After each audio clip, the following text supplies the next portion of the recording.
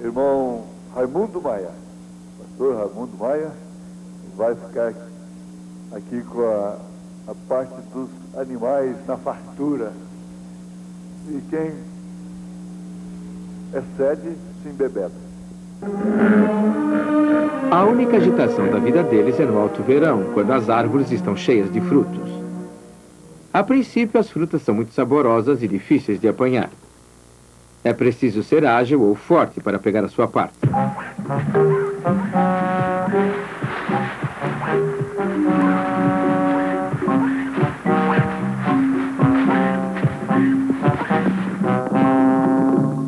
Mas depois de algumas semanas, os frutos amadurecem e começam a cair das árvores.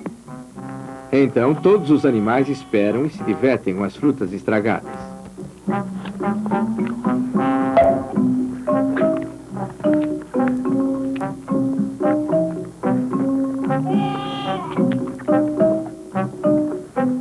As frutas começam a fermentar em seus estômagos e eles logo sentem as reações. A caminho de casa já estão alegres.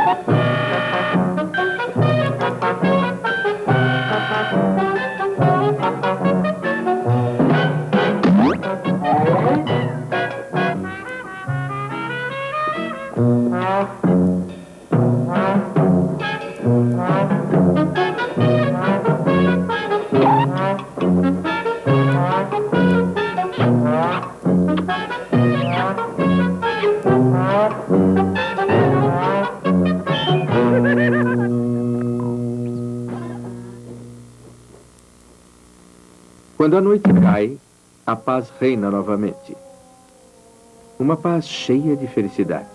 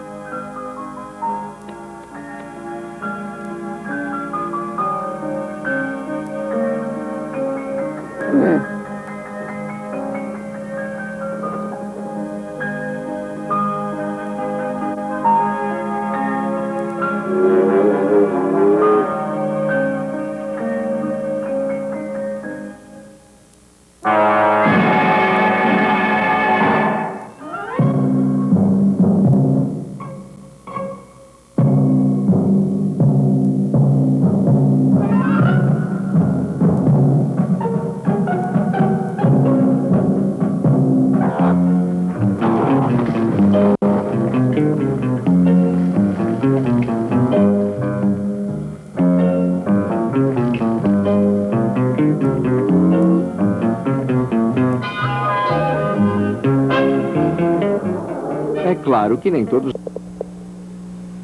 Bem, irmãos, falar alguma coisa numa cena como essa, acho que ela está falando mais do que qualquer palavra. Mas eu estava pensando, querendo fazer uma aplicação, poucos minutos, lembrando daquela palavra no Velho Testamento que Deus enviaria fome sobre a terra.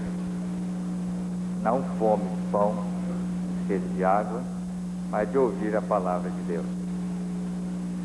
E é justamente na fome que muitos se ajuntam, embora sendo de diferentes naturezas, diferentes habitats, lugares, se ajuntam para usufruir daquele alimento que pode então matar a sua fome. Eu lembrei-me de Apocalipse capítulo 17 para fazer uma aplicação, que a Bíblia diz que a igreja romana deu seu vinho da prostituição, em que todos se embriagaram, caíram, prostituíram. Só que o pequeno macaquinho ali não conseguiu trazer, ou ele conseguia apenas para ele o que era necessário. Havia outros na dependência, que não podia subir na árvore para comer do fruto. Dependia que alguém então pudesse fazer por ele. E eu estava pensando que esse elefante representa a grande besta, aquela que viu a necessidade do povo, mais liberdade, mais comodismo, aquela que pôde perceber e soube como, através da astúcia, trazer sobre si um companheirismo que traria futuramente desgraça, embriaguez, e até mesmo os animais não sabiam voltar para seus lares depois que eles comeram dessa fruta. Então nós vemos essa grande igreja no concílio de Nicéia entrando. Na verdade, a árvore ainda tinha frutos. Na verdade, apesar da perseguição, apesar das lutas da igreja primitiva, essa árvore ainda tinha frutos, ainda podia fazer alguma coisa. Então a igreja entrou com todo aquele poder do elefante,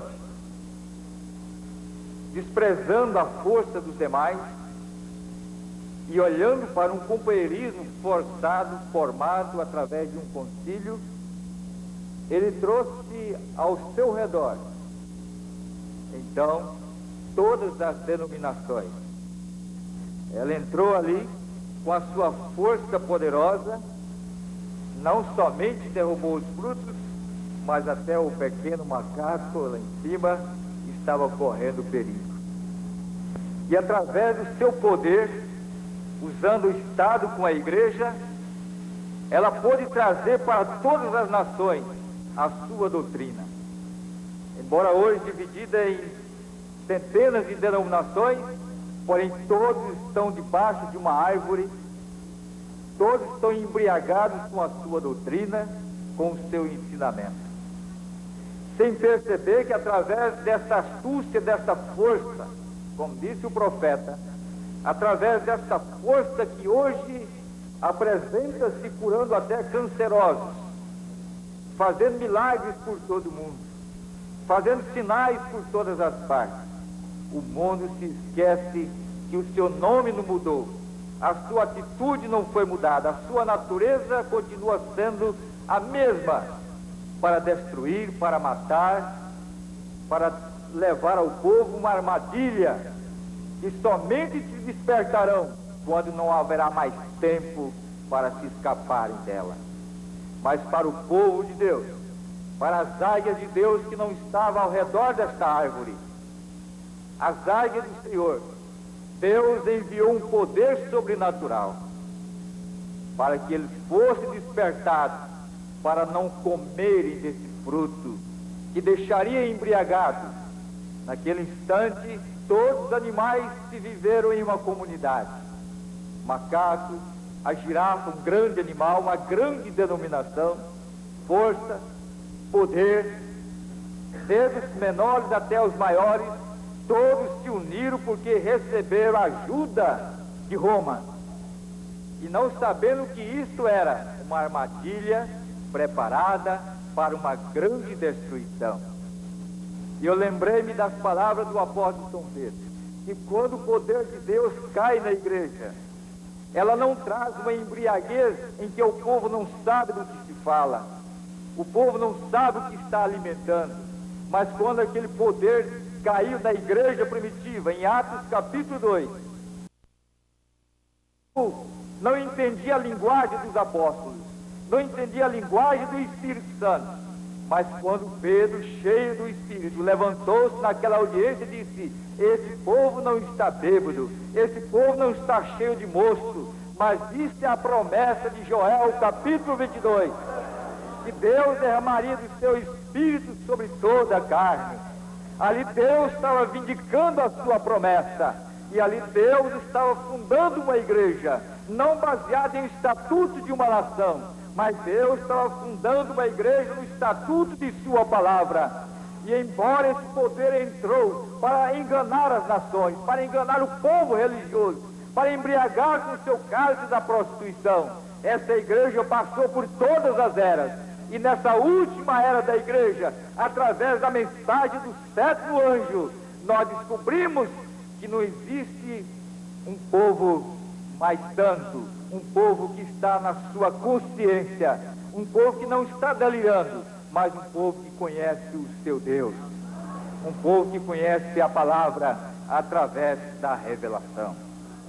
Vejo sim que esse poder que enganou as nações, representando esses animais e todas as denominações, eu digo isso baseado no que o profeta desta era disse, quando ele esteve lá naquela nação, e que ele perguntou para aquele homem que estava ali pastoreando muitos tipos de animais. Ele disse para aquele que estava cuidando dos porcos, disse: qual é o nome que esse homem tem por cuidar dos porcos? Ele disse: é pastor. Ele olhou para um outro grupo de animais, vacas, e ele perguntou: como chama esse homem que cuida das vacas? Ele disse: é pastor. Ele olhou para o outro grupo que cuidava de cavalos, e ele perguntou: como chama esse homem? Ele disse: é pastor. Então todos eram pastor de todos os tipos de animais. Mas ele olhou para um grupo em que havia ovelhas, e ele perguntou: como chama este homem que cuida de ovelhas? Ele disse: é pastor. Então o profeta esperou um tempo, e de repente, quando a noite chegou, quando as trevas começaram a aparecer, ele olhou e viu uma diferença entre os pastores de todos os animais e o pastor de ovelhas. Qual foi essa diferença? É que todos os pastores dos animais deixaram o seu rebanho para que as hienas então pudessem entrar ali, os abutres, o lixeiro do deserto, pudessem entrar ali, e foi para as suas casas descansar. Mas ele olhou para o pastor das ovelhas, e quando a última ovelha entrou, ele assentou-se na porta e se preparou para dormir. Ele estava na porta das ovelhas. Nesta era, Deus tem enviado um grande pastor para o seu povo, um profeta, mais do que um pastor, um profeta que vigia pelas ovelhas de Jesus Cristo. Deus abençoe os irmãos.